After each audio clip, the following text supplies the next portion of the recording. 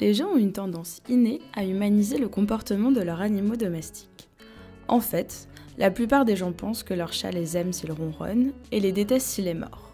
Mais en réalité, est-ce que votre chat vous aime ou vous déteste vraiment? Que savez-vous du langage félin? Dans cette nouvelle vidéo de Planète Animale, on vous explique si les chats peuvent ressentir de la haine envers quelqu'un. On passera en revue les différents signes et on développera les différentes façons de réagir face au comportement de votre chat. Alors écoutez! Est-ce que les chats détestent les gens? Bien que les chats puissent manifester une certaine animosité envers certaines personnes, ce n'est pas de la haine. Et oui, l'homme a toujours eu ce sentiment, du paléolithique jusqu'à nos jours, de se détester et d'avoir de la haine pour les autres. Les chats, non. 3 raisons peuvent amener un chat à haïr une personne. Si vous n'avez pas socialisé votre chat quand il était un chaton avec des enfants, des adultes ou des personnes âgées, il est très probable que votre chat ne sache pas se comporter correctement avec les autres. Cela entraîne de la peur, de l'anxiété ou de l'agressivité. Les expériences négatives ou les traumatismes sont aussi une raison qui peut expliquer que votre chat soit asociable. En dernier, l'apprentissage est la clé de tout comportement agressif.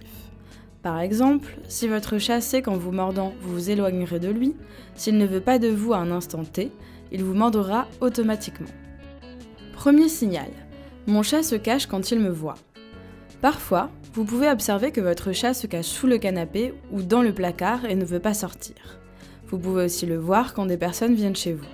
Vous pouvez aussi voir que votre chat adopte une posture courbée, avec une queue basse, des oreilles qui tombent en arrière et des pupilles très dilatées. Cette posture indique que votre chat a peur. La peur peut être causée par un manque de socialisation ou par des expériences vécues, comme nous l'avons indiqué précédemment. Deuxième signal, mon chat m'évite et s'enfuit. En parallèle au point précédent, on peut aussi parler des chats qui ont changé de comportement. Parfois, le chat évite certaines personnes, quitte la pièce lorsque quelqu'un entre ou il ne calcule carrément pas un ou plusieurs membres de la famille. Il est fréquent qu'un chat se montre distant envers des membres de la famille et ne leur offre plus des moments de tendresse. Il est également probable que les chats évitent de les regarder directement dans les yeux ou qu'ils se laissent prendre. L'absence ou la rupture du lien peut s'expliquer de différentes façons, mais elle est généralement causée par un mauvais comportement d'un des tuteurs. Ne pas comprendre le langage des chats, les forcer à faire quelque chose qu'ils ne veulent pas ou les punir sont quelques exemples qui peuvent causer ce problème. Troisième signal, mon chat me souffle, grogne ou crache. Les grognements ou les crachats font partie du langage des chats qui indiquent souvent une gêne ou un mécontentement. Il est très probable que le chat le fasse quand on le gêne, qu'on le gronde ou qu'on le fasse quelque chose qu'il n'aime pas. C'est sa façon de vous dire d'arrêter.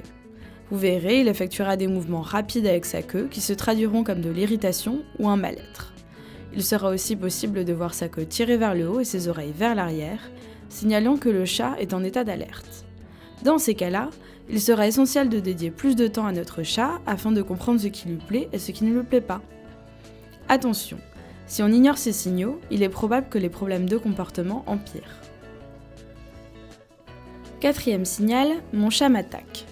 Il est probable que si votre chat vous attaque, vous l'interprétiez comme un des signaux qui indiquent que votre chat vous déteste. En plus de l'attaque en elle-même, il est possible de voir que le chat a les pupilles dilatées, le poil hérissé et les oreilles vers l'arrière.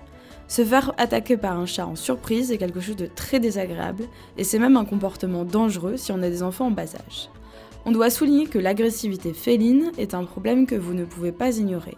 Si votre chat le fait de plus en plus, la visite chez le vétérinaire spécialiste en éthologie est absolument obligatoire, car ces symptômes indiquent de hauts niveaux de stress, d'anxiété, voire même des problèmes de santé.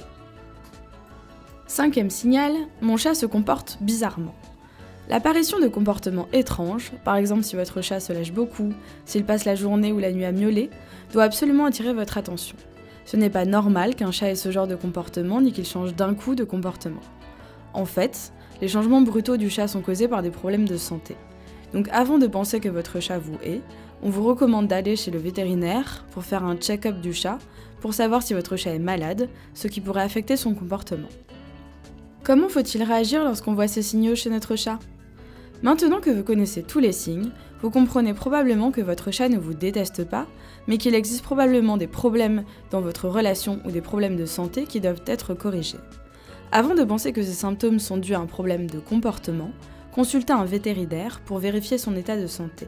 Vous pourrez ensuite travailler sur son comportement pour améliorer votre relation. Et voilà, c'est tout pour aujourd'hui. Et vous, ça va avec votre chat ? Laissez-nous vos commentaires et n'oubliez pas de liker cette vidéo et de vous abonner à notre chaîne. À bientôt sur Planète Animal.